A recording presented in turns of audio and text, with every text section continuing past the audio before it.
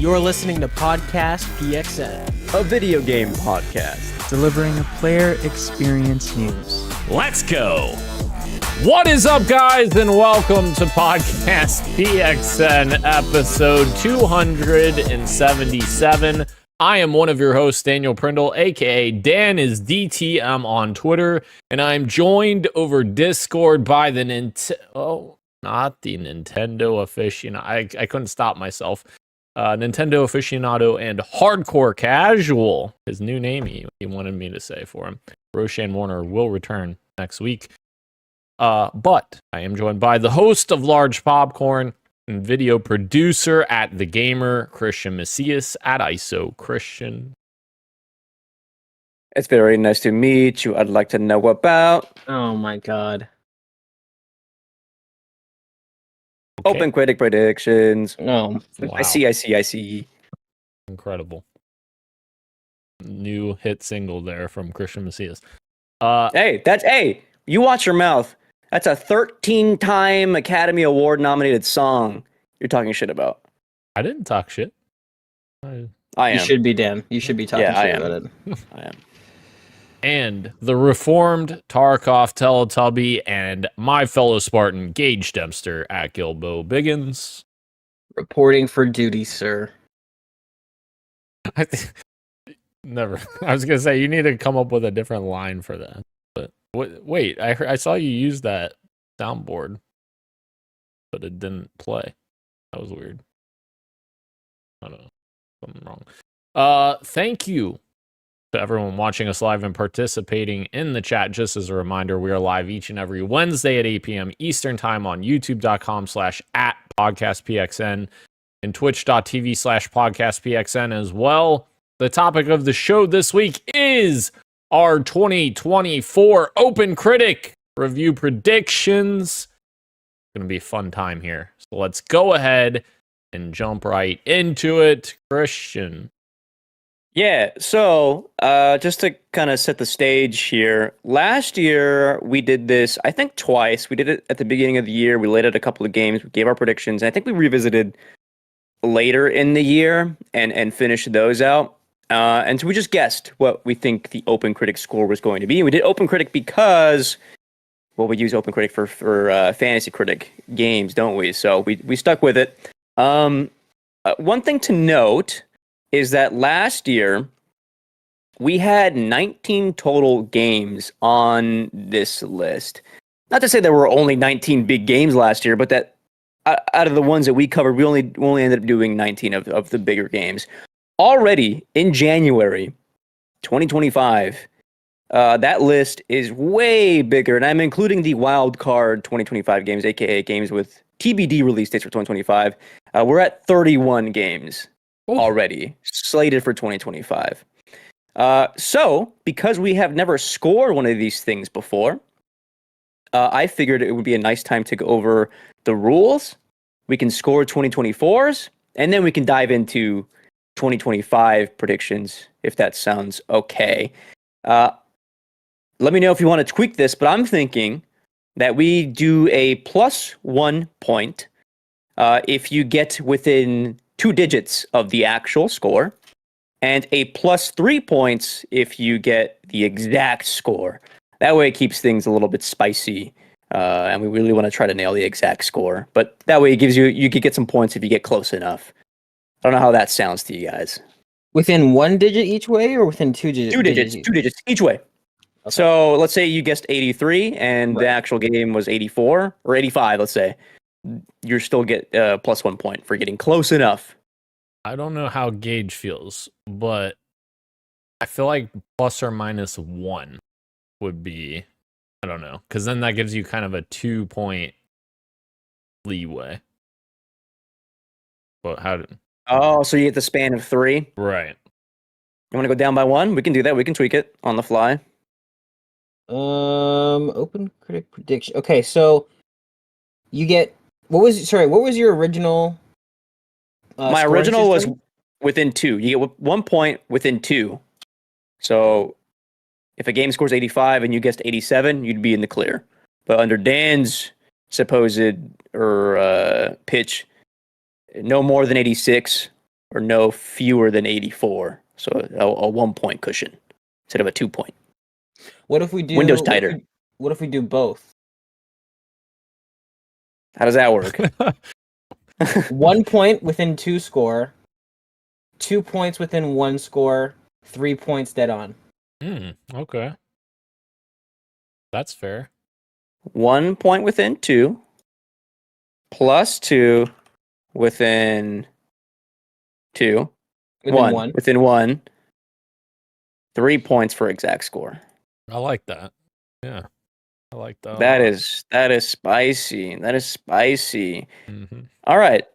So with the rules set, we can now go over the list of 19 games from 2024 and judge our scores, and we'll try to keep this one brief. First up was Black Myth Wukong. Why is there nothing here? Already this is taking a bit longer, sorry. Black Myth Wukong, that scored an 82 on OpenCritic. I guessed an 83. I don't think what that the fuck is this? I don't think that Jesus was for you. Lynn fell down the stairs again. Oh my god, is she all right? She is all right. No, I heard her drop something. Sorry, please continue. Okay. I guessed 83. Gage guessed 84. I gotta do some math here, sorry. And Daniel guessed 82, so he's dead on. And Ro is 86, he gets 0 points. So Dan is spot on. He gets 3 points for Black Myth Wukong already off the bat here. Hell yeah. Gage with 84, that's within what, 2? So that's a 1 point. And I get 2 points. Ooh, that's going to give me a little bit of trouble here. You guys have to keep me in check as we go. Concord came and went, if you can remember it, and that scored 64. All of us incorrectly were in the 70s. Dan 76, Ro 72, Gage 74, Christian 74. So 0 points for the lot of us. Tight race so far. Star Wars Outlaws. And please chime in if you thought the game you think it deserved better or not, whatever. I don't know. Who cares? Star Wars Outlaws had a OpenCritic score of 75. I guessed 82, 0 points. Gage is the closest with 78, 0 points. Ro 84 and Daniel 80. Wow. Keep it going. Keep going. Stalker 2, Heart of Chernobyl, if you can believe it, if you can remember that game, is not coming up because I have to do S period, T period, A period. And it's still not coming up.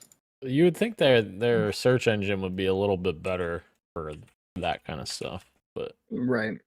It took years for Letterboxd to start doing the same thing, where if you misspell something by one letter, it'll give you the real one with what you're looking for. All right, let's see.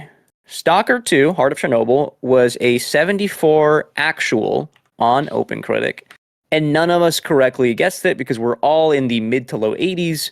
0 points for any of us. The lowest was Roshan with 83. The highest was Dan with 87. Big boy games. Astrobot, end of the year, ended up being, I think, game of the year for us? No, it wasn't. What was our game of the year? Balatro. Say it again, Dexter. Astrobot was 95. And 0 points for the lot because Christian and Gage each guessed 90. Ro on the low end with 88. And Dan was 92. Damn. Wow. We underestimated this game, even still. All right. Keeping it going. Next game on the list is Legend of Zelda Echoes of Wisdom. That was an 85 guess. 85 actual OpenCritic. Down the list, Dan 89. Ro 90. Gage 88 and Christian 89. Still 0 points. The only time we've gotten score was from the very first round, dude. Jesus. We suck at this. No, we're getting close. We're like within one sometimes. Metaphor. Here we go. Points on the board. Metaphor Refantasio was an actual of 92. Daniel with a low ball of 80. Pretty far away. Roshan with 88. Underestimating it a bit. Gage with 82. And myself, 93. So I'm within 1. That's 2 points. I am now at 4 in the lead. Okay. I would like to highlight these as we go. I want to go back to that episode where I say, what? And you're 12 points higher than me. And you were spot on. I don't remember this, but I believe you anyway. No, I'm just making it up. Oh, I'm sorry. Black Ops 6. It's time. Here we go. Actual score, 83. Christian, guessing with an 80. Roe, also with an 80. Daniel, 87. Gage, good job. 84, within 1 point. That is 2 points for you. Score is standing. Gage and Daniel, you both are tied with 3, and I am in the lead with 4. Still a close race, dog. Rough. Yeah. All right, we had Sonic X Shadow Generations on here. That is an actual score of 80. Myself, I guess 76. Ooh. Gage takes the lead because he gets 79, so he now has 5 points. Whoa. Damn. Roe, first time on the board with 79 points, he gets 2. Or sorry, 79 guess. And then Daniel, you guessed 84. You're pretty high on that one. Fuck. 0 points. Okay. Fuck. You're bomb. You know that? All right. Life is Strange. Double exposure. Ro swayed me on this one. That game kind of came and went, didn't it? Yeah, I picked it up on Ro's recommendation. I didn't know he was pulling a fast one on me. Yeah, so you guessed 85, and the actual score was 71. Yeah. Me and Roshan were in the low 80s, and then Gage was high 70s. So yeah, none of us there. Up next is Mario and Luigi Brothers shit. With an actual score of 77. Oh. Not bad, Mario and Luigi. Daniel, you guessed 87. Ro was 88. Gage was 83, and I guess 92. Whoa. I really thought this game was gonna do some numbers. I thought. And then we had Assassin's Creed Shadow, which got delayed, so we're gonna skip that. Silent Hill 2 Remake. If I remember right, that game scored tremendously well last year. Yeah, 87 is huge, dude. None of us were on the board with that one. Low 70s for me and Ro and Dan, and 69 for Gage. Oh shit. Yeah, it did really well. We then had Avowed. That game got delayed. It's coming out pretty soon, so we'll speak on that in just a few minutes. And then we had Indiana Jones, which I remember right. Also, I think it scored 86. That's Metacritic. 87 on OpenCritic. Okay, so I guessed 88, so I get 2 points there. I am back in the lead. Damn. Gage said this game is not going to resonate, and it's going to get a 78. No, resonate actually pretty well. Ro with an 80, and Daniel with also some points because he also guessed 88. He gets 2 points as well. Let's go. Point update is as follows. Ro has 2 points. Gage and Dan tied again with 5, and I am in first with 6. I like this new rule you guys set up. This is a tight one. Dragon Age: The Veil Guard. That scored 80. I guessed 93. Gage guessed 81. He takes the lead again because he gets 2 points. He's now at 7. Congratulations. Ro guessed 82. He gets 1 point. And then Daniel, you just missed out. You went one higher with 83. You get 0 points there. Son of a bitch. 2 more games. Well, 3. One of them was delayed or never released. Never got a date for this year. It was Metal Gear Solid Delta Snake Eater. So the actual 2 games are Dragon Ball Sparking Zero, which we'll look at right now. That's an actual of 82. I guessed 87. Nope. 78 for Gage. Nope. 78 for Ro. Nope. And 79 for Dan. 0 Damn. points. Almost. I know. It's down to this. It's down to the last game. Can you guess what it was? It is a game that is rated E for everyone. It's a PlayStation IP, and it is multi-platform. PlayStation IP and it's multi-platform. Yep.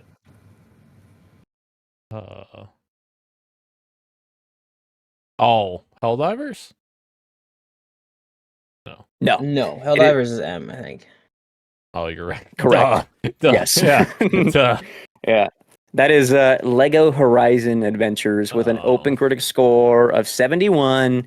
And we're going to close the books here because I guessed 87. Nope. 78 for Gage and Ro. Nope. And 79 for Dan, which means the table ends like this. Ro in 4th place with 3 points. Dan in 3rd with 5. Me in 2nd with 6. And Gage coming up huge with the win with 7 points. Very good. Wow. We're starting off the year. I told you what was going to happen this year. I told you both what was going to happen this year. It's the year of Gage. It's the year of the dog. Eat those hot wings. I got an idea for that. I'll talk to you about it after the show. You know what? Did I say that we should go for Gage's points? I meant to say we should just do getting them spot on. Right. Just kidding. All right. So here's the breakdown for 2025. Can Gage repeat? So we have 31 games. It's a lot. We'll try to move quickly. The first 11 are all, high caliber, big games, at least AA, with actual firm dates set for 2025. Games 12 to 31 are mostly all slated for 2025. They just have no hard date yet. And then what I did was for about 2/3 of them, I went through and got the OpenCritic score. I got the Metacritic scores for the devs' previous games, so we can give you an idea of how the previous games in the series were doing, or other games that developers were doing, and give you an idea of where typically those games tend to score. Yeah, so obviously Ro's not here, so we'll go down the line, which will be Dan first, then Gage, and then me. And up first is none other than Obsidian's Avowed, and that comes out, next week? 2 weeks from now? Next month sometime. I don't remember the exact day. Yeah. Here, I'll pull up the release date, when calendar thing that I have. And then before you give a prediction, you should know that Obsidian actually does really well. Most of their games score between mid to high 80s, if that influences your decision at all. Avowed is February 18th, so call it 3 weeks from now. Absolutely. Obsidian doesn't get enough credit either, I will say. Am I going first? Yes. Yep. Okay. Avowed, I think, is going to be an 82. 82. Okay. That's lower than I was expecting you to do. Well, just wait till another Obsidian game a little later. If that comes out.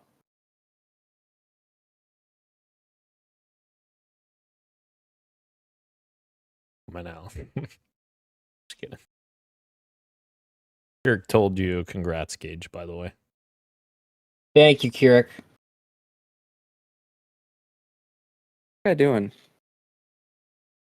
Is it am I going next? Yeah. Okay. I wrote this down in the wrong order. I thought you were going next. Just doing a little drawing here. Keeping track of things. Avowed. We're gonna go with Dan. You actually stole the number out of my head, but I'm gonna just for the sake of keeping things interesting, I'm gonna go 84. Oh wow. You're bum. I was thinking 82. I was thinking 82 dead on, and then let's keep it spicy. I am of the frame of mind that modern review scores tend to be a bit higher, to be honest. What business does Indiana Jones have scoring an 86 and it being like the 30 something top rated game of last year? That's crazy. So with that information, I'm going 86 about still mid 80s. I think it's going to do the numbers that we thought Dragon Age was going to do. Just saying. All right. I hope Kingdom Come Deliverance 2. Actually, I should have put that one first. That game releases before about. And then this game from these developers usually score in the low to mid 70s. Yeah. I'm going to say 70. Flat 70. Mm-hmm. Yep. Somebody on this team here drafted them or picked them up. I mean, Could not be me. Could not be me. me either. Mm-hmm. You? Mm-hmm. Dan, you picked it up? No, Gage. I picked it up. Oh. Why? You'll see. You'll see when the second game comes out and it gets its score. You'll see. Yeah. All right. Then You'll what are you see. guessing then? See, I just said all that shit, and then I'm gonna give this number. I'm gonna guess 79. Damn, that's crazy. Oof. I'm gonna round up a bit and go 73. The high end of low 70s. What was your guess for Avowed, Christian? 86. What's this guy doing, huh? I'm keeping track. He's keeping you honest, I think. I am. I got a whole less public Google sheet. All right, Sid Meier, Civilization 7. Not a game for me, but it is a game for the very enthusiastic and niche crowd that is the Civilization fan base, and these scores do extremely well. These games score between on the low end mid 80s, and those are from Civ 3 down. Civ 4 and up have been all the way up in the mid 90s. So Civ 7, a lot riding on it. Yeah. With all that being said, 90 for Civilization 7. Surely. Flat 90. Yeah. We're gonna go with an 88. Which, if I remember correctly, is what Civ 6 scored at launch. And I will go 91. Oh. This is the first time I'm changing my answer. I originally went 92. Went down by 1. 91. Interesting. Did we influence that? You did. Wow. Maybe we wait a minute. Maybe we should sometimes reverse the order then if we're influencing your All right, I'll go back. 92. Oh, that's a 92. good point, Dan. No. Oh, we could snake. Actually, we could snake. Yeah, let's do it. Want to do that instead? Mm-hmm. We caught you. We caught what you were doing there. No. When I finish speaking the game, I write down my number, and then you guys go. Allegedly. That's true. You can't see my screen, but you gotta just trust me, I suppose. All right, Like a Dragon, Yakuza in Hawaii. These games from RGGs tend to score between the low 80s and high 80s. I'm going to guess 81.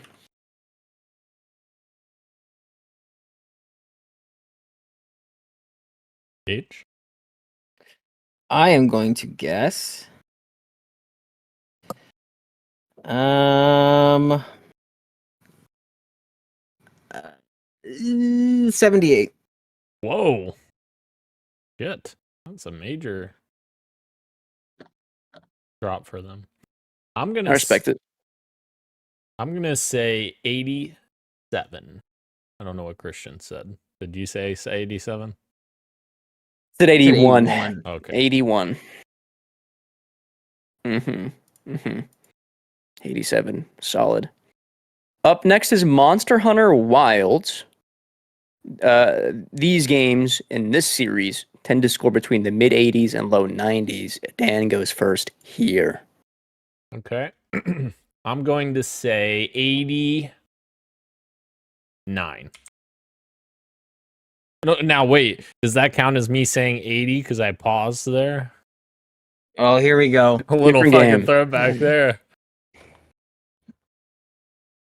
Modern Warfare 2. 2. I think the pause is a bit longer. It was not that long. At least 30 seconds. Gage, You pause. You pause longer than it's taking for your Christmas package to get to Canada. That's awesome. Well, Monster Hunter Wild. You know, this game has got Yee all hot and bothered. So if he's excited for it, I feel like I can't guess that it's going to be higher than like a 72. I'm joking. Don't actually write that down. We will say. Locked in 72. We will say. What Dan said? 89. mhm. We're gonna say. We're gonna bring it back down to reality and go with 84. Okay, well, we're gonna stay in actual reality and give it a 90 for me. All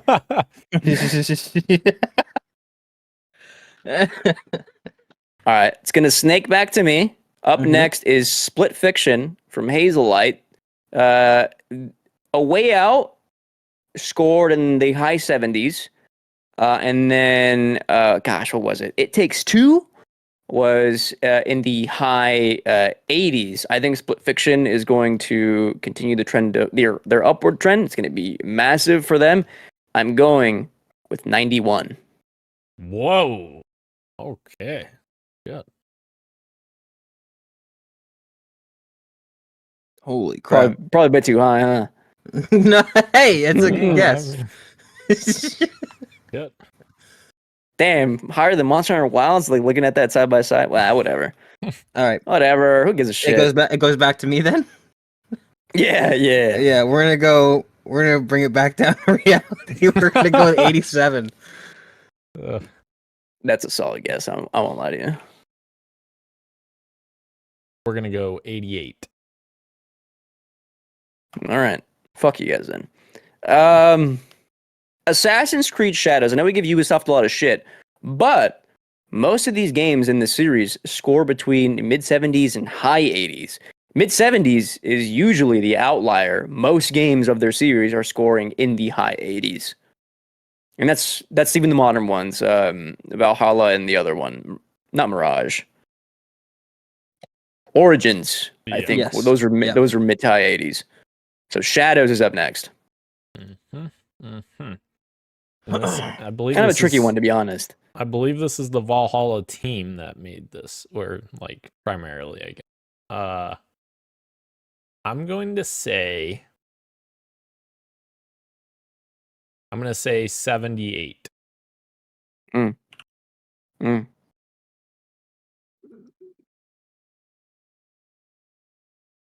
78. Assassin's Creed Shadows for Dan. I think I'm going to. I'm going to. Okay, I'm going to. I'm going to go to the ceiling of what I think this game is gonna get, which is I'm gonna guess 82. Whoa.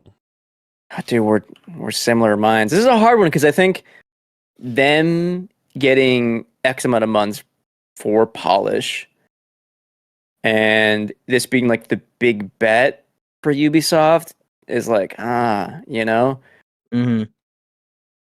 This could raise it a bit for me, but also I've seen the way that game plays, and then I've seen the preview footage of that game, and I'd say it's pretty split between this doesn't work and I'm worried. And hey, it looks pretty, but how Right. much is there here? I'm gonna play the Jeopardy or the Price is Right game and go 77, one below Dan. There you go. Interesting.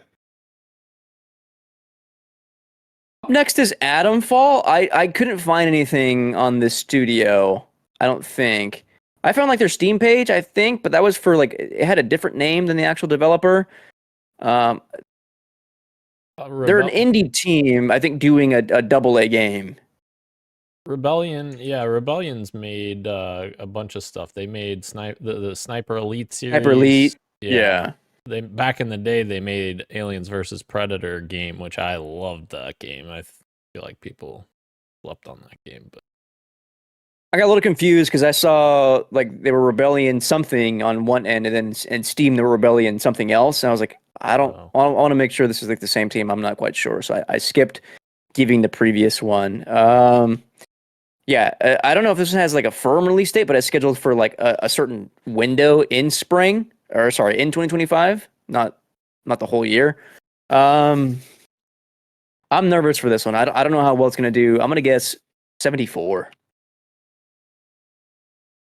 that's fair. So Gage is gone. Dan, if you want to go, I will go, and I will say 75 for Atom Fall.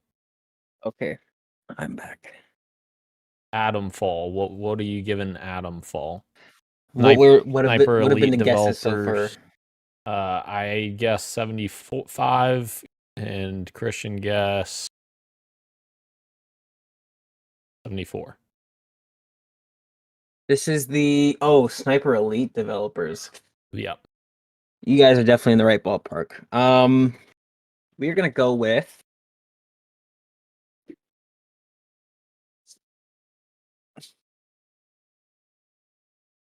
76. I like how close it is. Okay. Up next is Compulsion South of Midnight, and no game from them has ever scored higher than a 62. Yep. And sometimes developers have an awakening.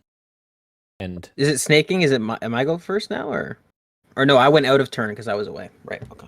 yeah.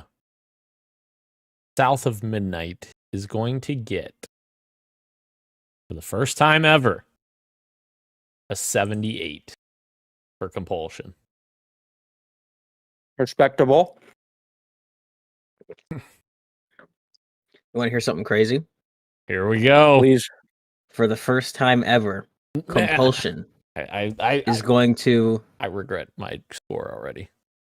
They're going to break the 80s, and they're going to get an 81. I actually had second thoughts as soon as I said 78. Fuck, why Bring did back down to reality. Drop it down by 10 points and go 71 for the first time ever.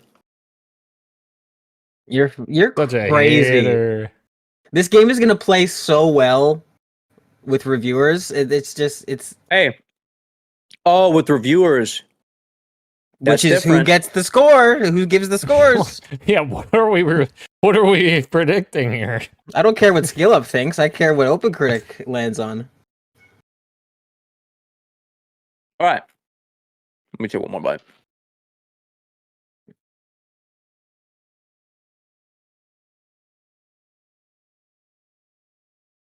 Claire Obscure Expedition 33. This is the like indie RPG that Xbox has been showing off at their presentations. That's slated for spring, I think, of this year. It's their first big game.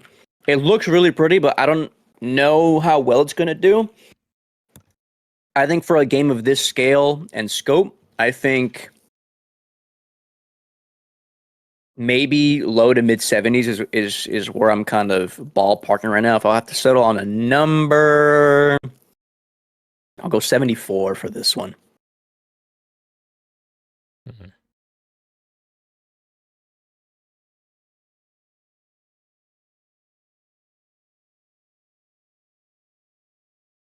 I'm gonna go 75. I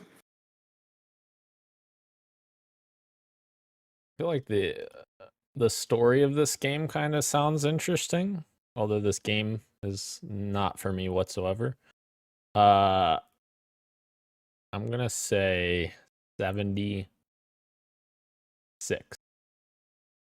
Wow, you went higher. I did, just slightly. All right.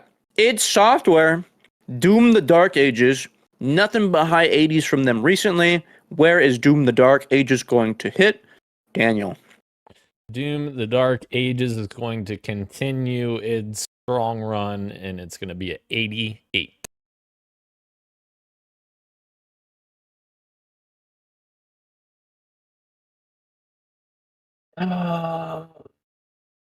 Doom, the Dark Ages. Yeah, 88 sounds right. I'm gonna guess. You can guess the same. It doesn't have to be different. I want it to be different though. I'm gonna guess 86. I'm higher than that. I'm 89 on Doom the Dark Ages. I think this will be the best of the bunch. Tied with Doom Eternal. Which is interesting because I think people like, when they look back on it in hindsight, they talk about the first one as the better game. But his score lower. It is interesting. The Doom Eternal did not click with me. I didn't get all the way through that game. Whereas Doom 2016, I was super good. immersed in. It just I was all in it. Here's kind of a wild card one for you. Elden Ring Night Rain is up next. Of course, all From Software games usually score in the low... oops, I messed up here. This should be high 80s to somewhere around the low to mid 90s, depending on the game. But this is their first game where they're doing kind of like an online thing, and we haven't seen what their online infrastructure looks like. The one caveat here is that they are doing multiplayer stress tests before the game actually releases to help, offset any potential struggles they might have. I think this will do well. It won't do Elden Ring numbers, but I think it'll be in the high 80s. I am going to sit at an 80. Let's commit to something, Christian. Let's commit to something. 88.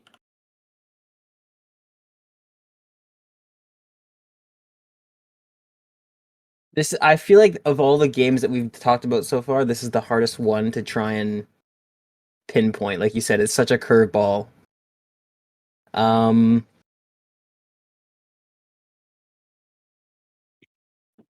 gonna sit right there with you with 88, I think. Come here. And I'm going to play Price is Right and go 89.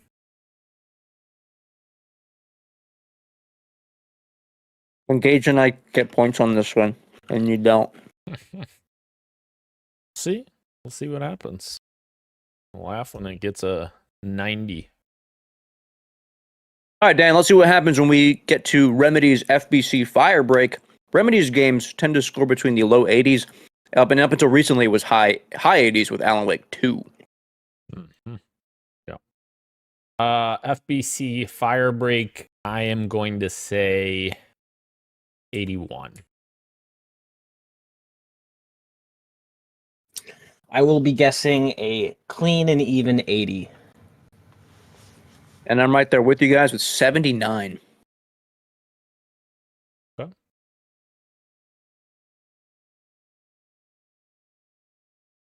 I threw in a slight curveball. We don't know a whole ton of this game, but it also has been in PlayStation presentations, similar to Clair Obscur, Expedition 33. This is Hell Is Us, the action-adventure game. I don't have any dev numbers for you here. This is me. I'm going to go 78.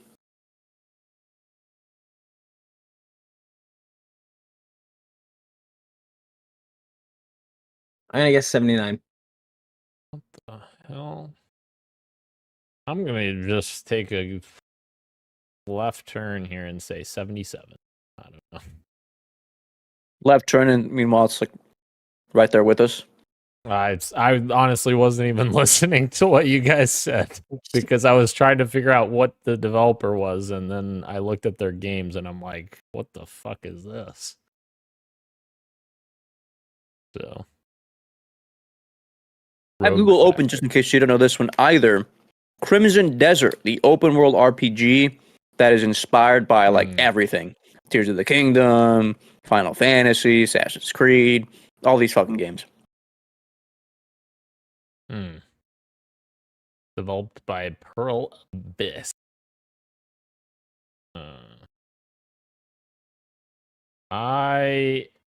Black Desert, is that game even? Never even heard. Crimson Desert. No. Black Desert's already out. Right, that's I'm another one sorry. of their games. Yeah. Crimson Desert is I'm gonna say 69 for the memes. You're bomb. Yeah, I think this game is a lot. I'm gonna go 72. I'm on the higher end. 75. It'll be for Interesting. somebody. It'll be for somebody. Where the fuck is this game? This is replaced. Oh yeah. And I'm up first. I'm gonna go with flat 80. 2.5 D. I feel like that's very safe. That's a good. This thing has been in the oven for so long that is it gonna be a little dry when it comes out? You know what I mean? Is it gonna be a little like it's tough? It does look incredible. I'm deciding between what my heart wants and what my brain thinks is likely. I think the gameplay will be good. I think the story might be a little underwhelming. I'm gonna throw an 82 out. I'm gonna tell you something absolutely insane from my brain here. Nobody gives a fuck about the story in this kind of game. I'm gonna say it's an 86. Wow. Have you seen like how Sifu reviewed? It was the exact same thing. It got ding points because of the story. I feel like Sifu is not the same game, is it? It's a different. Isn't that more 3D? Yeah, but it's the same. It's like an action like combat game. Yeah, I feel like I hear what you're saying, but I feel like there's a different perception around like a 2D not platformer, but platformer. Yeah. Yeah. I mean, it's like a action platformer, I guess. Speaking of where the fuck is this game? Here's what gets really crazy now. We gotta like just go for the actual wild cards. Hollow Knight Silk Song. Hollow Knight and Hollow Knight Voidheart. They have different reviews, but those are both. Like, Hollow Knight was 88. I think Voidheart was flat 90. If that helps. Is it for Silk Song? Yep. It does. I think I'm gonna say 89 for Silk Song. Is it ever gonna come out? Who the fuck knows? I'm gonna land on 91. Yep, me too. I only on 80. No, yep. If it comes out. When it comes out. and Rogue gets huge points. I don't think Rogue picked it up. I think I picked it up. That was last year. Rogue picked it up this year. Now, he picked up GTA. He picked up GTA first. My first pick was Hollow Knight. Yeah, true. Because you were last. Wait, what? Right. Oh, yeah. Sorry. Yeah, it took you a fat minute. It took you a Modern Warfare pause to understand that one. You said last, and I thought you meant last picking, but I got what. We got there in the end. All right, let's speed it up here. Metal Gear Solid Delta. I will go first. Let's go 89.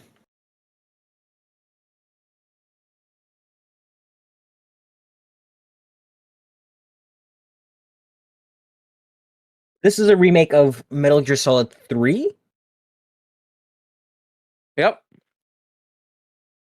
And UE5. 89. 89. That sounds about right. Although I'm wondering, does it do gangbusters because it's a classic and it's faithfully recreated and it breaks the 90s? I'm gonna say 90. Even 90. And I will say 88.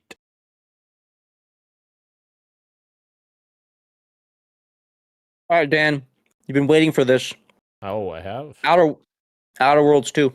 Talk to me. Hell yeah. Outer Worlds 2 sequel to my game of the year from 2019, The Outer Worlds. I'm going to say that this game is going to be Obsidian's real gem. It's an 86. Wow. It's a 94 in my heart, but 86. You think this is gonna score higher than Avowed? absolutely 100%. I will literally take anyone's bet right now that this You game think will this has been in score the higher oven longer than Avowed? Oh, this game has been in development for, I mean, no, but they already had all the systems, everything. No, Avowed was in development before this, but they already had all the systems in place for the Outer Worlds. This is a sequel, it's not a new IP, or not. I mean, I guess Avowed's not a new IP, but you know what I mean. Right. I got you. Let's go with, you said 86. I'm gonna say that this is gonna score, I'm feeling 82 on this one. Which is lower than what you guessed for Avowed. I think Avowed will score higher. Yeah. That's wrong. I will bet you right now, live on air. What do you want to bet? Whatever you want to bet. That Here we go. Avowed I can write it down right now. Avowed will score less than the Outer Worlds 2. Now, we're not doing the bullshit of like, well, if it releases this year, I don't know if it's going to release this year, to be fair. If Avowed scores higher, I get that Halo Wars poster of the Elite that's hanging in your stairwell. Oh, no, I ain't doing that. No. If No. the Outer Worlds 2 scores higher, there's nothing that you have that would make me put that on the line. I will give you... Stupid. The answer is no, Gage. I'll give you this DataVac, which is an electric plug-in blower for cleaning out your PC or electronics. No. That's But it's specially designed that it doesn't have any static discharge, so you won't short circuit anything. This bad boy was $180. No. I would take the vac. No. Well, I know what you would take. How about whoever the winner just buys the other one dinner the next time we're that's bomb. together. All right. Okay. There you Shake go. on it. There it is. It's written on the document too. Dinner bet. There we go. Oh, I gotta change this, didn't I? Gage is saying that Avowed will score higher. Mm-hmm. Okay, and then I guessed 86 for Avowed. I'm gonna keep it the same, so 86 for Outer Worlds 2. Oh, look at that. Same as me.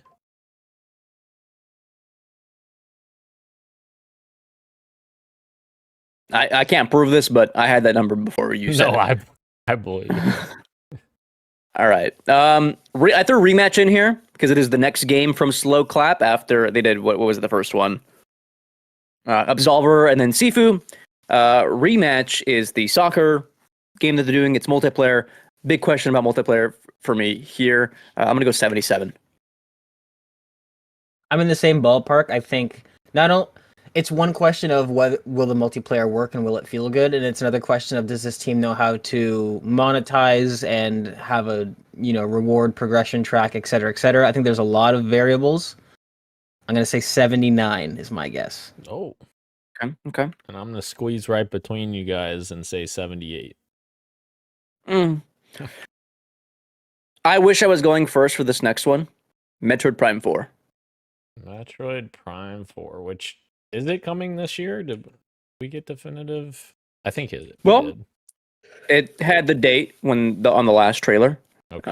Actually, I think both trailers maybe, but you should know that these games score between the high 80s to high 90s. Mm-hmm. Yeah. I'm going to say solid 90. I already have my run number written down, by the way, so I'm gonna be like this.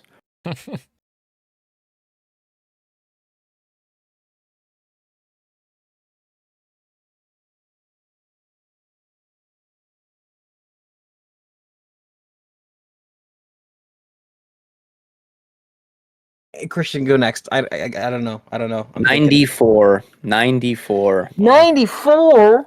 94. Metroid Prime 4. Where's Ken Jennings at? This is out of my wheelhouse too. Like I have no idea. Yeah, it's Nintendo, so I'm gonna guess 92. Respectable. All right. Ninja Gaiden 4 coming out at some point in 2025.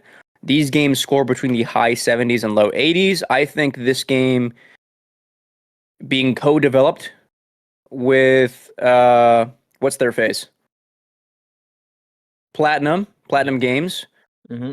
might give it the edge over the previous Ninja Gaiden games, despite the internal troubles that Platinum has had over the last couple of years. I think this might be on the higher end of the Ninja Gaiden games. I'm gonna go 80. Go with my gut, Christian. 84. Okay. I am going to go with a solid 81. I'm gonna go. I'm kind of in this. Yeah, I'm not gonna change my answer. 81 is also what I was thinking. All right. This next one is a total guess for me. Pokemon Legends Z to A. Pokemon Legends what? Z to A. Okay. Like, you know, Amazon is A to Z, but this is Z to A. And Arceus or Arceus, whatever, however you say it, that did pretty well. 84. Oh, shit. That game looked ugly, though. Yeah. I'm going to say 85. Slightly better.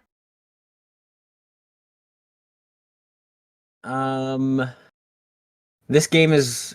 Do we know? Is this a Switch 2 game? Probably. I don't know. Probably both, I would imagine. Yeah.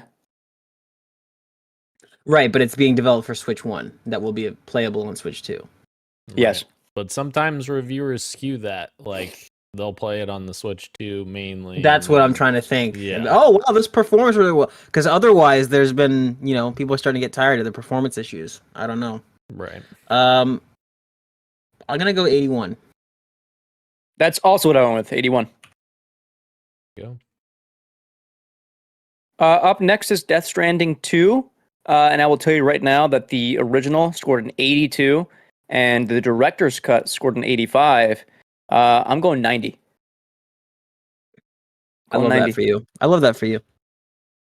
I'm in La La Land over here. I'm going to bring it back down to reality, and we're going to go with 83. People get it now. They didn't get it then. They're going to get it now. His name is Bridges because he's connecting humanity His name like is a bridge. Man Landwalker.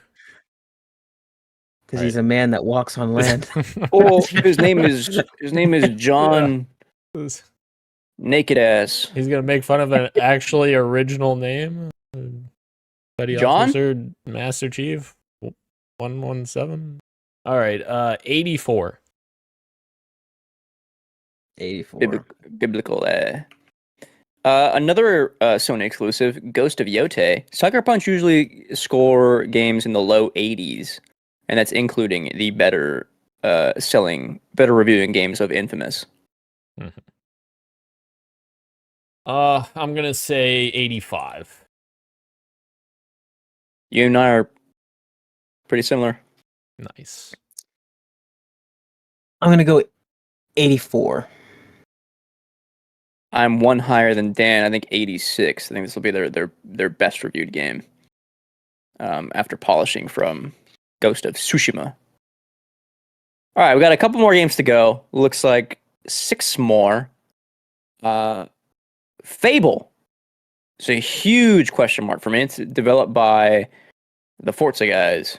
What's their name? Forza Horizon, guys. Playground Games. Playground. I am not sold on this Fable. If I'm being honest, I We haven't seen a lot of it. We haven't really seen a lot of it. We've seen gameplay. Well, Dan. Yeah. 83. solid bet. I think my heart's telling me that I'm right there with you, 83.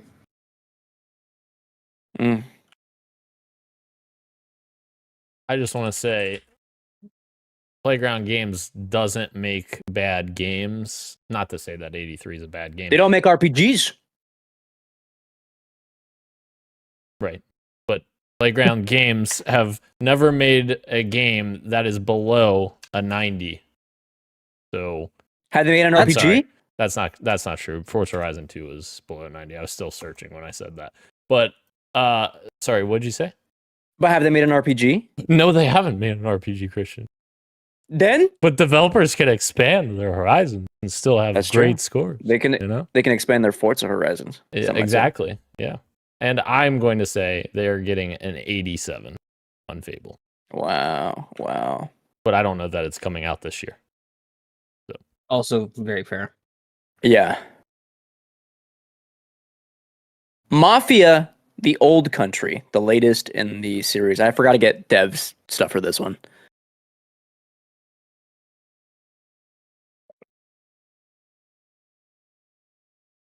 Oh, this is me.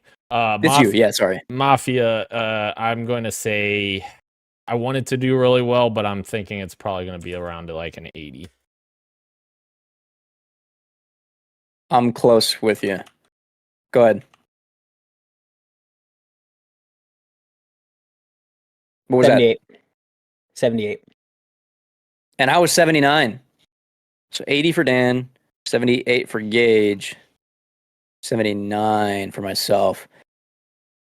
Are we ready for this one? No, we do this one last. No, let's do it right now. The big one. Grand Theft Auto 6.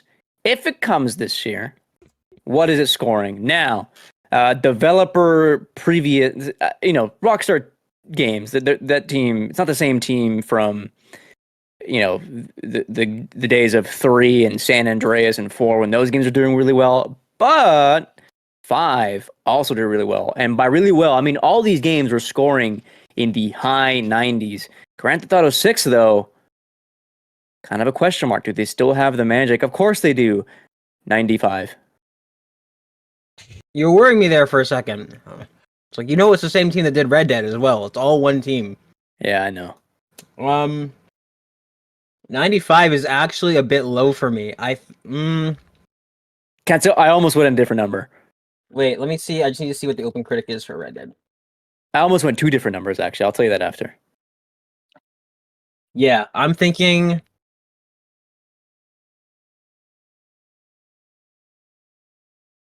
Red Dead 2 is an all-timer, though. I think GTA 6 might be in the same category. I'm gonna guess 96. Wow. That was my second. Yep. Yeah. I No. pivot at the end. Now, I could meme you guys right now and say that it's going to get a 50 or something because I don't think it's coming out this year, just for the hell of it. But I'm not going to, just on the off chance it does come out this year. So I'm going to say 95. Sky. 95. My first guess was 92. I was like, I think it's going to be lower. I think people might be a little bit over it. And I was like, no, who am I kidding? It's GTA. 96. And I was like, no, it's too high. 95. I think Dan goes first on this one. That's Judas, the next game from Ken Levine's new studio. Yes, I hope. I don't have numbers on for them because they're a new studio. Well, not necessarily. They are, but they aren't. Yeah, they were Irrational Games. Then they fired literally everyone except 15 people, and then they rebranded. But yeah, all intensive purposes, different studio. But anyways, Judas, I am going to say, if it comes out this year, I'm going to say 90. 90? Absolutely. Have you seen his other games? I have, yeah. BioShock and Infinite, both very high. Very high. Judas is going to get an 84.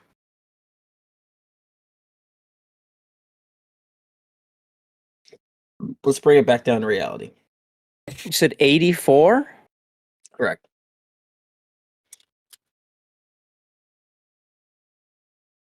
Man, you guys are convincing me. You're gonna guess the 70s. I was. No. Should I do it? Should I go? Here. Should I go with my original guess to be honest, or should I play it smart? Go for it. Trust your heart. What does it say? Trust my heart. Yeah. Now that I know I'm not okay. Stop being stupid. All right. 86. My original guess was 79. That's I literally deleted. I was like, nah, you're right. Dan's right. What the fuck am I thinking? Game's been in development for 10 years. Hey, Over 10 years. who says it's a good thing? Well, Duke, how long was Duke Nukem in development for? How long was Megalopolis in production for, huh? All right.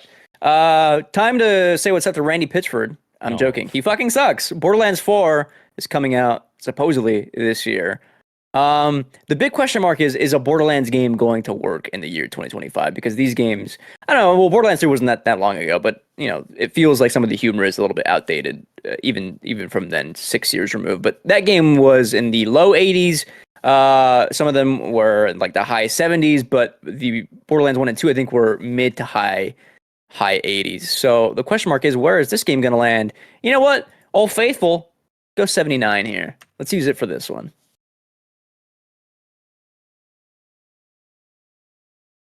79, eh? I think there is a chance that this game scores below Borderlands 3. 79 is in the ballpark. I'm gonna go 78. I'll be honest. I wrote down, because I had a list here. I wrote down 79. But since Christian, you said that, I'm saying 80. And I was going to say, my joke was going to be, it's going to be 79. And then Randy's going to flip out on Twitter because it's 79. Right. Go 79. Do the same thing. Huh? No, I'll do 80. I'll do 80. Right. To be fair, because I don't think we started snaking until the third one. I'll go first on this last one. The very last game we have here, unofficial title, Mario Kart for the Nintendo Switch 2. And I am guessing 91. And just to have you guys know that most of these games score between the mid 80s to low 90s.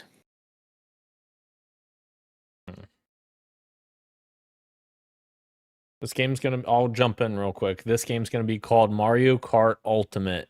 And it's going to be the best one with every character and every track and everything ever released. And it's going to be a 90 even. I'm going to guess 91. 91. Same as me. That does it. That is 31 games. I didn't include Arc Raiders or Dispatch. Dan, I know you had those on your list, because Arc Raiders, I'm guessing, will launch in early access, and I think Dispatch might do the same as well. So I figured we'll just punt those over. We'll stick with the big games for now. Fair enough. Yeah, we'll check back in later in the year, and then we'll probably predict some more games as they get announced. Oh yeah. All right, that's our OpenCritic scores, gents.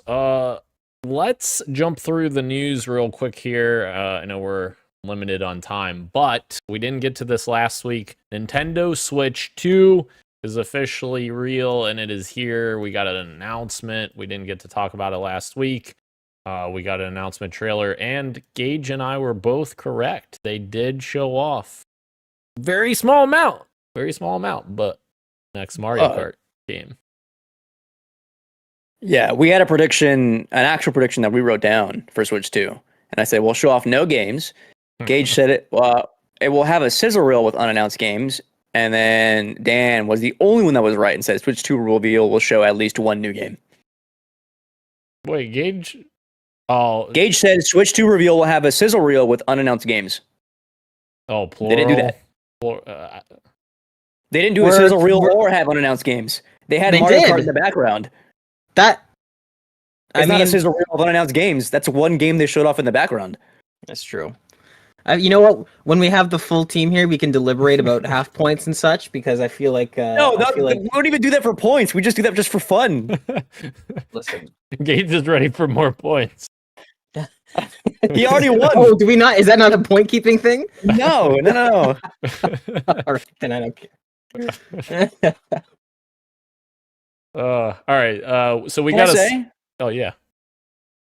I didn't care for the reveal. I thought the weeks and months of leaks leading up to it took a lot of the sting out of what could have been a really exciting reveal. I thought for how long they held off, that when they did finally do the Nintendo reveal, it would have had like celebrity guests and here's the developers talking about XYZ, like, and then to get that, like, that's what you guys were, that's the card you guys were holding at your chest for 6 months. I thought it was very strange as well. If I can jump in real quick too, like the design, like the audio design and like the actual like video editing they were doing was like excellent. But I think for me, when you get to the end, it's like, okay, well, they're going to now have a thing for the announcement of like when they're going to show off the games for the thing, which is the thing I actually care about, right? And I thought it was going to be February because they usually do a big direct in February, but it's not till April. So they took forever to reveal the thing, and then they're going to take a long time to even show off the games for it anyway. It's like, I don't know. That for me was like, well, then I'll be excited in April, but until then, I don't think I am. Yeah, April 2nd, we're getting our Switch Direct to see all the games. Which the rumor, I think, is that it's going to release in May or June. Last rumor we saw. Mm-hmm. Crazy. That's crazy, huh? Yeah. Summer release. 25% tariffs. Or Oh, whatever. Or is it 200% from Taiwan? I forget. I think he said it was 100% tariff. Can't wait. We'll see. So Hopefully. excited for the future of this. Sorry, I'll stop.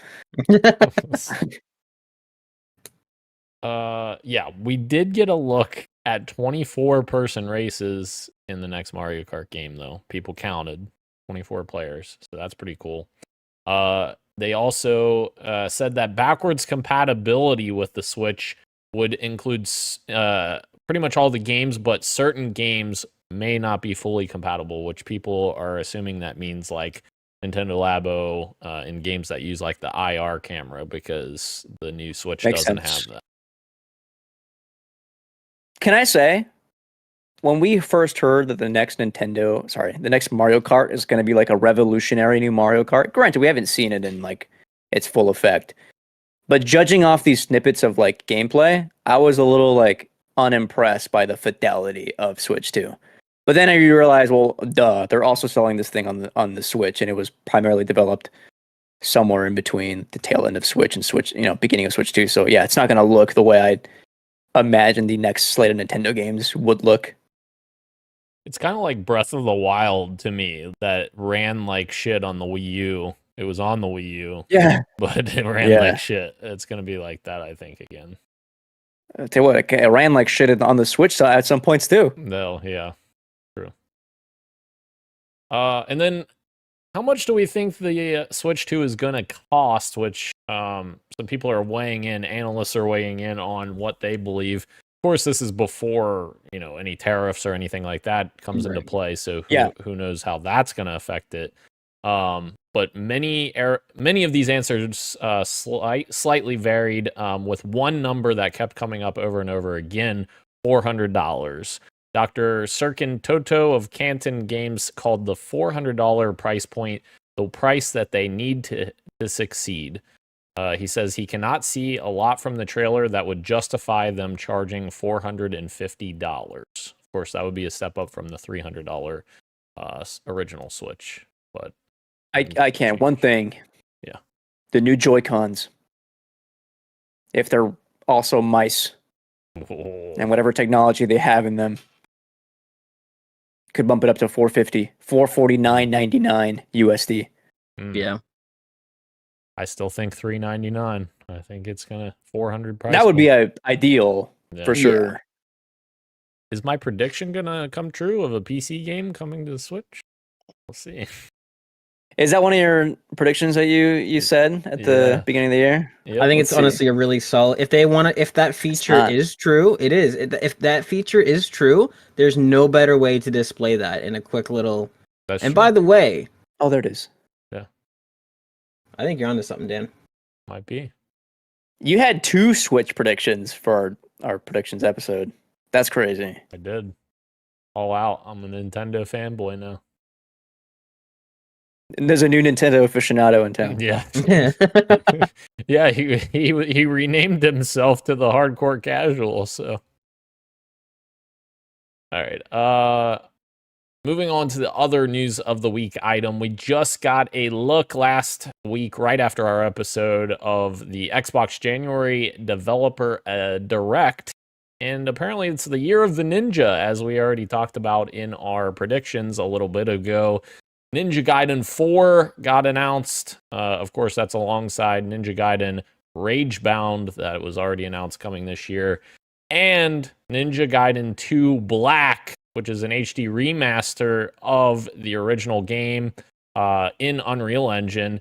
And it is available now in Game Pass, which is pretty sick. I actually considered downloading this because I haven't played any of the Ninja Gaiden games and giving this a go. Download Sigma. Sigma? Ninja Gaiden Sigma. I don't know what that is. The first game. That's a remaster of the first. Don't make me get into this. The naming scheme is so funny. Oh. Okay. Does Phil Spencer work there too? I was thinking, wasn't the first? That's funny. Didn't the first one have a black also? Ninja Gaiden Black? Okay, so you want to get into this? I'll tell you about it. Oh god. I sent you a VM about it. I don't think anyone responded or even listened to it, which is fine. Fuck you guys. So Ninja Gaiden releases, right? And then they do like a remastered version of that called Ninja Gaiden Black. And that has like some DLC and some other stuff. They then re-release it again as Ninja Gaiden Sigma, which is like an actual remaster, fresh new coat of paint, but it's missing some content from Ninja Gaiden Black. Despite that, people were still saying Ninja Gaiden Sigma is the ultimate way to play. It changes a few things with like enemy placement and some various other things, but Ninja Gaiden Sigma, that's the way to play. They do Ninja Gaiden 2. They then re-released Ninja Gaiden 2 as Ninja Gaiden Sigma 2. And that, for the longest time, was the way to play for over 10 years. So now they flipped it. So now it's Ninja Gaiden 2 Black is the ultimate way to play Ninja Gaiden 2. But that is also missing content from Ninja Gaiden 2 Sigma. It's funny. Wow. I'm already lost. Damn it, Ninja Gaiden. All right, Keurig said in the chat, I signed up for the Switch 2 hands-on event in my city, but didn't get selected. You know, Jeff Keighley was upset about that too. He deleted a tweet. He deleted it? Yeah, I saw that. I think people thought he was being serious, but he was just, like, making a goof. All right, then we got to look also at Clair Obscur Expedition 33, which we talked about on our predictions as well, which is where I was a little bit fascinated by the story behind it, but the gameplay, it's not my cup of tea. Turn-based combat. And then we got a look at Doom: The Dark Ages, which is launching May 15th, 2025. This game, I think, still looks great. I I can't wait to play this game. Ugh, I'm flippin' a little concerned with the one button contextual press for everything. It's a block, a parry, a throw, and a catch. One button. I'm sure it'll be fine once I get some time with it. But when I first heard it, it's like, oh, it's contextual. It's like, well, sometimes I think it depends. Maybe I don't mean to do one thing over another. Right. But apart from that, looks great. Hell yeah. And then we got another look at South of Midnight, which is launching April 8th of this year, very soon. And I am very excited about South of Midnight. Every time that I've seen, this is my opinion, every time I've seen South of Midnight, I feel like it's gotten better for me and I've gotten more excited about it. So I'm very interested to see how this comes together. And I hope, for Compulsion's sake, I hope that they are able to put all the pieces together, because I feel like the bones of what they were, thinking story-wise with We Happy Few was interesting, and then it just didn't come together, and the gameplay was not, great. I'm right there with you. I'm rooting for them. I really hope that this is something special. I think the team has that spark. They just need to nail the execution. For sure. I'm not a South of Midnight truther yet. We can still convert, yeah. There's still Please. time. Please. All right, let's hop over to our Street Meets. 2 PlayStation Live service games have reportedly been canceled. One from Sony Bend and one from Bluepoint Games, which is reportedly a God of War live service game. And reportedly a third game has also been shut down, that being the Horizon MMO game. So 3 possible games shut down on PlayStation's side, which makes us continue to ask what is coming this year from PlayStation, besides the couple we talked about. Isn't that sad, huh? Like when you hear that Bluepoint was working on original entry in a beloved series or something like that, or what was it? Like they're working on an original title. They're not doing a remake. They're working on something that they're just a new project. Coming to find out, that may have been it. That it was just an entry in the God of War series, and it was a live service game. If that is true, that is like horrendous, like decision making at Sony. There is is this the Street Me item, right, Dan? Yes, it is. There is one silver lining, because I heard clips from Kind of Funny's interview with Shuhei Yoshida where he talks about live service. Like I think the headlines for this, that he's like, yeah, if I were in charge, I wouldn't have been doing this, right? I don't think they were, they would want me around if I was in charge, because I didn't want to do live service. But he talked about budget in that, and apparently the way they allotted money for these projects is that none of it was a compromise. All first party studios still got to do what they wanted to do, and they still had full budget for these things. The live service stuff was just like additional money thrown at them, which I guess is the one positive you can take from it, is like at least budget for these teams, they weren't allocated for something else. They weren't forced to do something else. But yeah, when you look at it on paper and you see that, like, here are like the, let's say 15 games that we knew were coming from Sony. And they're all live service, and now a handful of them, more than half are canceled, and some of them are from teams that we haven't seen in almost the entire generation. That is when it's like, well, this is depressing, because then, like, what did we buy these consoles for? Right. Well, and even jumping on your point there, even them saying that they had their original budgets for projects they wanted to work on, and live service was just an additional budget, additional resources given to them. That's still not, I don't think, entirely a good thing, because does that mean that they're using their A team for the projects they want, and then now they're being expected to make a live service game, and they're using that additional resources to just hire contractors, in which case these live service games aren't even getting like the best shot that they could have. They don't have the core team behind it. I don't know. A lot of questions up in the air. I feel like I'm hoping that this is just this is them detoxing from the Jim Ryan era. This is them getting rid of all this crap that Jim Ryan was pushing for, and now hopefully going forward, Sony kind of refocuses and recenters itself on what it's known for. Don't forget, Concord, Herman Hulst's baby. Mm-hmm. That is true. And what happened to Herman? We'll just talk about it right now. The Herman and Hideki Nishino were co-CEOs of Sony Interactive Entertainment and just announced April 1st, effective April 1st, Hideki Nishino will be appointed as the sole CEO of Sony Interactive Entertainment. Herman will be the CEO of just their studios brand. So, like the games side of things. So that's interesting that they basically... I see that as a demotion. Like, Right. Yeah, they don't say it like they don't call it a demotion, but it's also like, well, he does have less responsibilities and now reports to the guy that he was right. with. So, yeah. Yeah. And now reports directly to him, which is like, that's a little awkward. Right. You ever watch The Office? Assistant When Michael to the Scott regional? and no, when Michael Scott and Jim were both co-managers. Oh, right. All right. Let's move through these quick bites real quick here. There is apparently hope from the game industry. Why? That GTA 6 could be priced up to $100 so that other companies could raise their default prices as well. What? No. What the fuck? This is tough. I feel like this could easily be a topic of the show for 1 week, but I guess I'll just try and say this now. There's so much to this. I feel like there's so much to this. There is, yeah.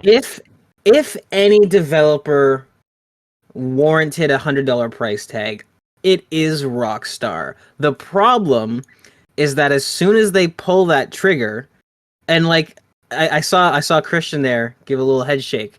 I don't know about you two gentlemen. I think Red Dead Redemption 2 easily has $100 worth of content in there. Absolutely. I'd say it has more than $100 worth of content in there. I'd argue that even in today's money, GTA 5 has $100 worth. If you've never played it before and you bought story mode and GTA Online, that game has $100 worth of content in there. The problem is that as soon as you open that cork, EA's gonna do it, Activision's gonna do it. All these games that do not deserve it are gonna try and take it. So like, I feel like my answer has to be, do I support this? No, but it's not because specifically GTA hasn't earned that $100 price tag, because I feel like it actually has. So it's interesting. I can see why companies are waiting with bated breath for GTA to do this, because they want to do it too. But I don't know. Does GTA in a vacuum, does it deserve a $100 price tag? Probably. I have a rebuttal with an allegory that I don't think is perfect, but I think gets across my sentiment of how I feel about this. Okay, let's hear it. For me, this is like when you look at the state of the world and it's like, oh, fuck, climate change is going to kill us. We need to offset carbon costs. And instead of penalizing the rich folk who are like, taking private jets, they make us every day pay taxes on like buying plastic water bottles and getting bags at the grocery store. They offset the cost to us, the consumer, when we have the smallest footprint out of that pie. Why is it the burden of the consumer to pay more for a game when it was their decision to allocate a decade to and nearly $1 billion, if not more, to this product when they didn't have to do that? I mean, I see the point you're making. The problem is that I think what makes Rockstar special is that they are equal parts a video game company and equal parts a technology like systems company. Like they are innovating video game systems and creating like things that just don't exist for their games that then trickle down to the rest of the industry. I agree with you in principle, but I also think That's like that I said, the sentiment. I totally get you, but like even at when I take a step back and I think about like just simple business terms. Here's my product. Here's what I think it's worth. Like, I think GTA 6 probably is worth that price tag. But I agree with your sentiment. I do. That's why I said it's tricky. It's There's tough. a lot. Yeah, there's a lot more to talk. Can I add to something? Sure.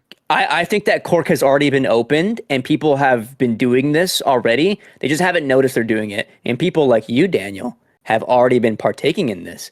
By that, I mean, pay $100 and you can play the game 3 days early on Friday instead of on Tuesday. Why?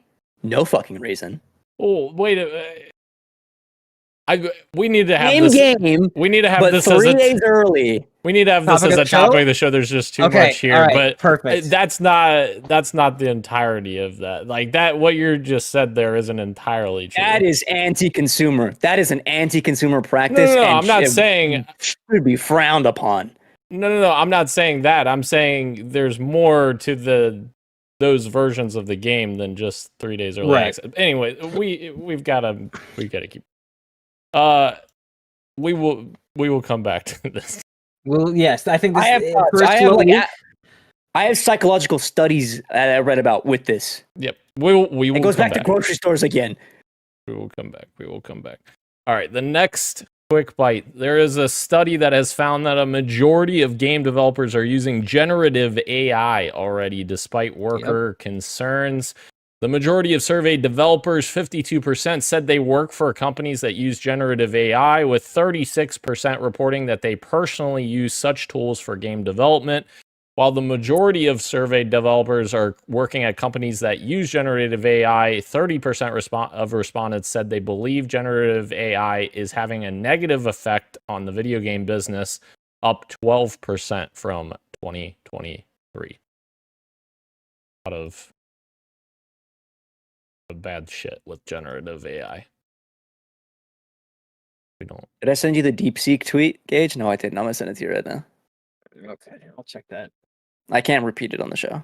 Okay. Here's a quick one. The Sonic 4 movie has a release date of March 19th, 2027. It'll finally be the first movie that Christian Macias loves. Kidding. For 2026? In the Sonic 2027. All right. Insomniac's founder Ted Price has announced his retirement as 3 new co-studio heads have taken over. Ted Price, long time being there. Great job, Ted. What was that? 3 is crazy. A team of 3 to lead. Yeah. Split the labor. Great job, Ted. I'm sorry Sony forced you to rush out Spider-Man 2 and then cancel the DLC. I still blame Sony. And then our next quick bite is one that some gents were excited about. Barbarian director Zach Kreger is writing and directing a new Resident Evil movie. Gonna be another reboot, which I feel like has happened like 3 times already since the last movies came out. Are we finally gonna get a second good Resident Evil movie? We might. What was the first good one? I like the very first Resident Evil movie. I think do it's too. campy fun. I do too. Bring back with Michelle Mila Rodriguez. Jovovich. Yeah. I love You that know, entire. it went terribly downhill after that, but I think the first one is fun. I unapologetically love that fucking series, even though the later ones That's were bad. crazy. They were really bad, but I enjoyed them. This is exciting. Barbarian was a fucking awesome movie. It was a nice little surprise, and I think the tone and his style for horror is gonna fit that perfectly. Here's a proposition for you. Why don't you come over? Let's pop a gummy and go watch this new Soderbergh movie about the ghost. Let's do it. Presents? Let's go watch Yeah. Presents together. Dan, have you Yeah, seen well- Barbarian? And you can I come, have but you not, can't take no. a gummy. I have not. Guess what we're watching in Kentucky then? Barbarian. Barbarian's bomb, dude. It's so good. Imagine sleeping in the basement after seeing that movie, huh? I'm down. No way. No fucking way. Oh my god. Another no way reaction is Ubisoft is set to shut down another studio with 185 jobs lost. They have announced targeted restructurings at Ubisoft Dusseldorf and Ubisoft Stockholm and Ubisoft Reflections, and the permanent closure of Ubisoft Leamington. Unfortunately, this should impact 185 employees. So I guess I was about to ask the question, does this count as a major restructuring? It says restructuring in the statement, but is it a major restructure for Gage's predictions? No, this does not count as a major restructuring. Okay. That's okay. If I would say if we get 2 more similar announcements of scope, then maybe all bundled together, that might be something, but that's not what I was thinking of. I was thinking of something a bit bigger than that. Okay, make sure you write that down, Christian. It came from Gage's mouth. All right.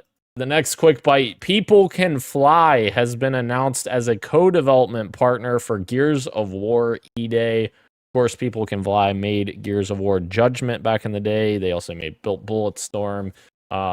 So some experience with Unreal Engine teaming up with the Coalition seems like a good partnership here. Our next quick bite. PlayStation is dropping the PSN account requirement for some PC games, which is very exciting for people who do not want to use this feature. This change means you can play single-player PC games like Marvel's Spider-Man 2 without logging in. Also, games impacted as well would be The Last of Us Part 2 Remastered, God of War Ragnarok, and Horizon Zero Dawn Remastered. Good. Surprised that it's funny because like if you were to put it on paper, seeing all these things, the cancelization of these live service things, decoupling the PSN requirement from single player games on PC, and you pair that with when Jim Ryan left, it's like like I said, you're totally seeing wait, people don't like this. Okay, wait, people don't like this. Okay, wait, let's reverse course. Very good. Good Sony. We're back to being good Sony. That is true. Almost. I would like a bit more games. We're not fully there yet, but the pendulum's starting to swing back. Yeah, you know what? Bring back factions, huh? Bring back factions, bring back SOCOM, bring back Sly Cooper. All right, we're moving on. EA is restructuring BioWare after Dragon Age The Veilguard's release. EA said, General Manager Gary McKay said in a statement here, they're taking this opportunity between full development cycles to reimagine how we work at BioWare. Given the stage of development, we don't require support from the full studio. We have incredible talent here at BioWare, and so we have worked diligently over the past few months to match many of our colleagues with other teams at EA that had open roles and that were a strong fit.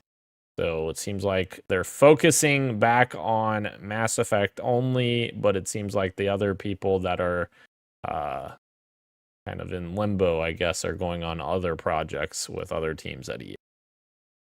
Are we concerned about Mass Effect? I don't know. I hope it's good. But... Sure. Hope the writing's good. Yeah, absolutely. Kirk says, "Oh, so it's not a layoff, it's actually targeted restructuring." And then he said, "Oh, so it's not layoffs at BioWare, it's just musical chairs." Fair. Pretty much. All right, our last quick bite. Beyond Two Souls is getting a video game TV adaptation by Elliot Page's Page Boy Productions, I think. Yeah, Productions, who has acquired the rights for video game developer Quantic Dreams product to develop a Beyond Two Souls television series. So there we go. This reminds me of another story. I've already forgotten what it was, but it was like maybe it's a Borderlands movie where it's like, oh god, you're like a decade. You're a decade too late on this idea. You're about a decade too late on this concept. You could have released this when the game released, and I would have said it's too late. That's a very good point. Yeah. Don't ever release fucking something like Borderlands movie. Jesus. Hey, you went twice.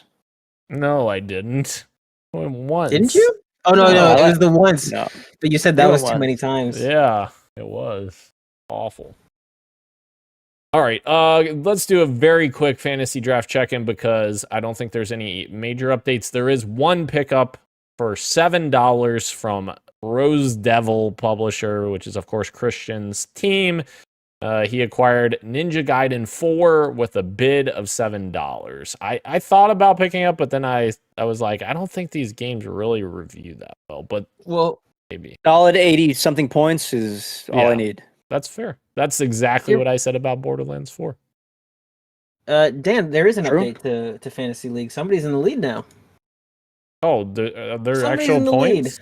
Oh, there is Wait till points. tomorrow. Wait till Sorry. tomorrow. There is points. I didn't realize there was actually points here. Rift. Who's in first place, Dan? Hang on, we're getting there. Who's Rift in first? Until tomorrow. Just letting you know. Rift of the Necrodancer has released and gotten reviews, or maybe shortly released. I don't know.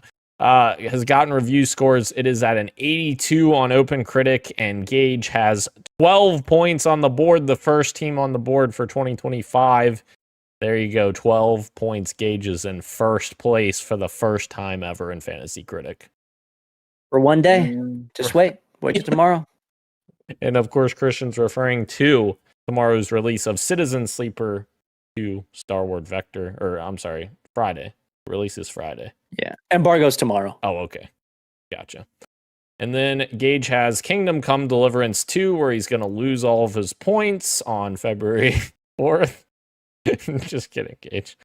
And then Gage has Rift of the Necrodancer on February 5th, which is already, it's already hit embargo. Okay. Already, embargo's out. Sorry, already came out. Yes. Yeah, that's what we just talked. My bad. Civ 7 is out February 11th, etc., etc. Boom. All right. That's what you take first. Maybe. Fantasy draft check-in complete. What you got for me? Dan, what you got for me? Fuck, what's the name of the game? We're all going to be talking about it. I just blanked on the name of it, though. I can start. You want me to start? Yes, I'm going to start, and you'll get there? Yeah. I'll be quick. I played through Metal Gear Survive for a video, and with the question, playing it with the question, were we wrong about the game in 18? The answer is yes, we were wrong, because it's way worse than any reviews we're letting on. That game is fucking abysmal. It feels like it's worse now. Awful game. I touched Rift of the Necrodancer as well, but I don't have any enough time in it for sustained thoughts on it. For tomorrow's embargo, I can say that I've been playing Citizen Sleeper 2, and without any specifics, I can say that it's great. Jacob Geller said that it's just as good, if not better, than the first one, and after spending hours with it, I agree with his sentiments. That game is something special, man. Starward Vector, can't wait to talk about it at length. And then the game that Dan was referring to is Lonely Mountains Snow Riders, which I think is very sneakily up there already and as a contender of Discovery of the Year. It gets better and better, and it wasn't until everyone logged off and it was just Gage and I linking up our points in a team race going down the slope when all of it was starting to click. It took a long while, and I was very frustrated for the opening, call it 2 hours, but with some time on the board, it has gotten better. There are some minor tweaks that I think would make the game a stronger version of the game, but still, what a fun time. I will shut up so that Gage and Danny can talk about it. So, Discovery of the Year, Christian? Did our rules change? No, it's not. Did our rules? Oh, you're right. Yes. Yeah. Thank you for keeping me honest. Yeah. Game of the Year contender, Lonely Mountains. Honestly, I'll just go next real quick. Christian, as soon as I joined you guys to play, the first words out of your mouth is, Dan's going to hate this game. I fucking love this game. This game's awesome. This game's great. It is frustrating sometimes, with the camera angles, especially. But, this game is a lot of fun. Even when you lose, it's a lot of fun. I was enjoying the heck out of this, and I played solo, was it yesterday or the day before? And I was having fun just playing solo. This game's really fun. I mean, Discovery of the Year, it's not on the table for, but right now it might be the front runner of Game of the Year. Nothing else is out yet. So yeah, I mean, well, now it's one of those games. Dan, you brought this up where even when you're losing, it's fun.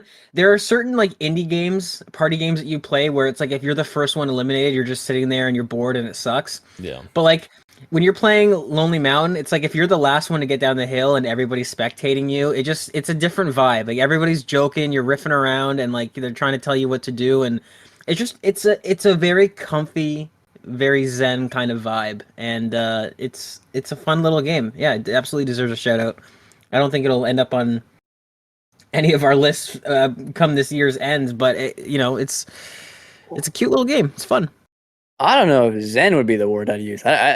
This game is way more dialed in than Zen. Like, I got to be locked in playing that game. There's like little trees and rocks that'll wreck your run. Right. Mm-hmm. Over the shoulder would have been Huge. huge for this. Like we're throwing it around too much, and I definitely don't mean this, but if it was over the shoulder, it's like okay, all timer territory. Like not actually, but kind of. Like it's also a very beautiful game. Like it just looks right. The art style is awesome, and the way they use depth of field, it makes everything look better. Especially the snow in the distance when you just see the little glittering of the sun reflecting. It's good stuff. And being able to see everyone's paths through the snow, and like that's super cool to see. Like or if you're playing solo, seeing your different runs where you have different paths of snow, that's really cool. And that's something I miss from playing SSX, even the reboot of SSX. I can't remember what year that was, 2009 or something. Like that snow technology was just unbelievable to me, like seeing how good that was. And now this game has very good technology as well, that I love how the snow looks and interacts with the environment. Yeah, it's really cool. I know Gage said he wanted to get into some Abiotic this weekend, but honestly, if you wanted to just like pop a beer, open up a beer, and just play Lonely Mountain some more, I'd be down for that too. Hell yeah. Well, sit back on the couch.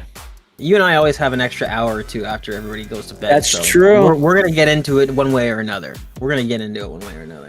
No, well, hold on. We can't, because the hour or two is going to be dedicated to something else. That's this weekend. True. I see. Mm-hmm. What? All right. Thank you again to everyone joining us live on YouTube and Twitch, as well as podcast services everywhere, including Apple Podcasts, YouTube Music, Spotify, and everywhere else you get your podcasts. Thank you, Christian. Thank you, Gage. Roshan will return. I am Daniel, and this has been Podcast PXN, and we are out. Much love, and keep on gaming. Adios.